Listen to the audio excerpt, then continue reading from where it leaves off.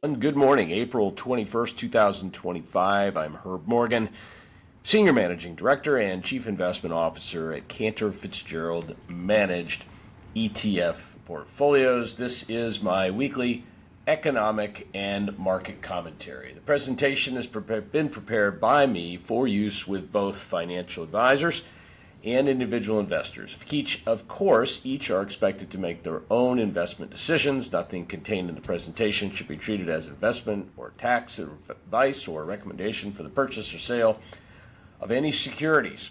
The views expressed herein are mine alone. They may differ from the views of CFIA's parent affiliates or other portfolio managers at the firm.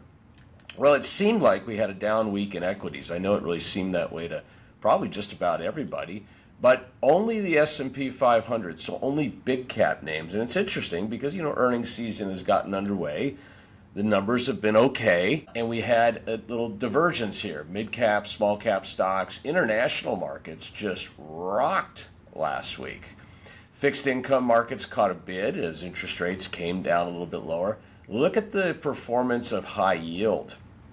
This is a time where we're worried about going into a recession. When you're worried about going into a recession, typically high yield spreads widen.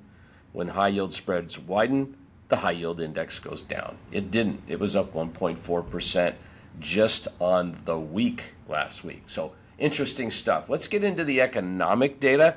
And then I want to also give you a little summary and a recap on all this trade mayhem, because it's a lot of mayhem. We know that. It's a lot of chaos, right? Let's start with New York State manufacturing. This sentiment survey, rose from a minus 20 in March to minus 8.1. It was better than expected, but still negative. And you can see, for the better part of 3 years, manufacturing in the New York region just hasn't been doing well. New orders were still negative, but better. Employment was negative, but better. And the outlook went from actually positive to negative, and it was the lowest reading on record for manufacturing in the New York State region. Move on to Philly Fed. We had a similar poor number, really bad, minus 26.4. It had been at 12.5. The estimate was for 2.2. If you look over on the right here, to see numbers that bad, you have to go all the way back to 2022 or all the way back to COVID to see numbers that bad out of the Philadelphia region. If you remember the prior week, we had pretty good numbers on CPI and PPI. It gives us a little bit of hope. Reinforcement, import and export prices were very tame. Import prices actually fell 0.1%. Export price index was unchanged. So okay, we're okay there. It's just directionality of inflation data can be moderating, not enough to say everything is all clear yet at this point. Retail sales in March gained 1.4%, hardly a sign of a slowing consumer. Retail sales have been hanging in there. That's a very strong month. If you back out autos and gas, and by the way, gas has been coming down, sales were up 0.8%. It's unknown to me yet whether or not higher auto prices resulting from either tariffs or the cover of tariffs giving domestic manufacturers the ability to raise prices. I saw a report over the weekend that Ford is raising prices on all of their models, but those numbers were okay as well. Industrial production and capacity utilization for the month of March, production fell 0.3%. Okay, that's a volatile series. It goes up or down a little bit. But look at capacity utilization, down to 77.8. That's good news after several months of up. Now, on the one hand, you want more activity. You want your utilization going up. But on the other hand, when you get to that 80 number, that's just always considered inflationary. And seeing it come down and back off the recent increases gives us a little more optimism on some of the coming inflation data. Business inventories rose 0.2% on the month after a 0.6% gain in January. When business inventories are declining, usually, here, this one's interesting. This is back in COVID, right? They were declining because they were selling out their inventory and people couldn't go to work because of the economic shutdown. When business inventories are climbing, it usually is a sign, it can be a sign that things are slowing, but usually it's a sign that the CEOs are confident in the demand for the product and they're willing to invest in inventory. This is not extraordinary here to see some up and some down months. Really not much to read there. Then we got into the National Association of Home Builders Housing Market Sentiment Index for the month of April. Kind of unchanged, went from 39 to 40. Anything below 50 is pessimism. And, home builders have been pessimistic ever since interest rates came off of zero, right? That the zero interest rates really distorted the residential real estate market in both quantity, prices. It disrupted the free flow in the market. So they're still dealing with that, hoping for lower rates. And remember, interest rates have come up, but they came up from zero. They're not actually very high from a historic perspective. Present sales component below 50, not good. Future sales at 43, not good. And traffic at 25, absolutely miserable time to be a home builder. That being said, they're still building them. Housing starts were down 11.4% on the month, but that was on top of a big February gain.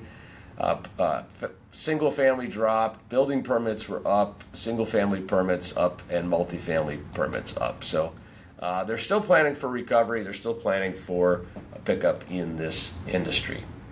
Strong report on weekly initial claims for unemployment, down at 215. I've said over and over and over, low 200s is a sign of a healthy, even robust labor market. Strong labor market, plenty of jobs. You don't get recessions when that happens. I do not think we will be entering a recession this year. I've said this many times. Continuing claims remain very low at 1.9 as well. But of course, the markets are going down, and as I'm recording this morning, the Dow's down about 1,000 points. This is on the uncertainty, the mayhem, the chaos associated with U.S. trade policy. We're going to get to it here in a second, but first, let's talk a little bit about earnings. We are into the earnings season. We're about a little more than 10% through. 58 out of the 500 or so S&P 500 names have reported. 43 have beat. Average earnings surprise is 6.5%. This is kind of right where we always are. And we really haven't gotten into, in a big way, we haven't gotten into big tech. Big tech, of course, includes technology names, 64 names, and it really includes communications. Remember, we broke up tech and created a new sector called communications. To me, they're just so big now, it really is the entire U.S. economy. So the earnings are coming in fine.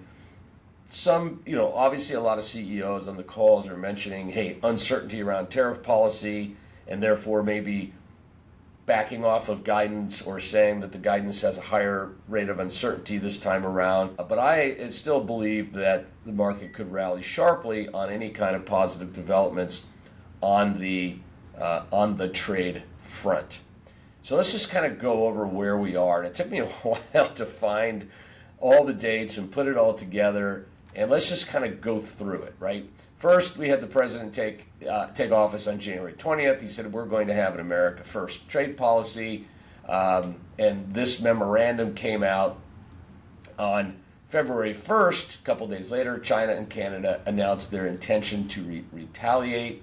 February 2nd, we announced 25% tariffs on Mexico and Canada and increased the current rate on China by an additional 10%. But we say the next day we're going to pause the implementation for 30 days on Mexico and Canada. Then on the 4th, the 10% hits on China, and we end the de minimis rule, which exempts little tiny trinkets and small value items, mostly that are delivered via FedEx that you ordered on eBay. But then the next day we restored that rule, and 5 days later on February 10th, 25% tariff on all steel and aluminum. The thought here from the administration is that steel and aluminum are critical for national security, and we should not rely on foreign sources. One of the biggest areas of confusion is if we're not tariffed, why would we tariff them? And because oftentimes governments can help their domestic industries without actually imposing a tariff. For example, a subsidy or another non-tariff barrier. So what the administration says they're doing is considering all non-tariff or trade restrictions, all movement away from free trade that may not explicitly be in the form of a tariff, and in also considering what they consider a national security issue, hence the steel and aluminum. 3 days later, the Fair and Reciprocal Plan is announced. On the 21st of February, the America First investment policy and the policy defending American companies and innovators from overseas extortion. This would be things like massive subsidies to foreign chip or steel manufacturers. On February 25th, an investigation by the Secretary of Commerce into risks from copper imports. A week later, investigation into risks from imports of timber, lumber, and their derivative products. Then on March 4th, things started to heat up. And that kind of starts to bring us towards where we are today. 25% tariffs on Canada and Mexico went into place. The China tariff of the additional 10 became now an additional 20. 2 days later, we adjusted Canada and Mexico to reduce the tariff on some autos and energy. Then on the 11th, steel and aluminum tariffs for Canada only went from 25 to 50%. Canada, not happy with that, the next day imposes counter tariffs on the U.S., 25% on a list of goods. And the European Union Commission retaliated with a rebalancing plan to put tariffs on American whiskey and other alcoholic beverages. A couple days later, the next day, we put a tariff on all alcoholic beverages from the EU, wine, champagne.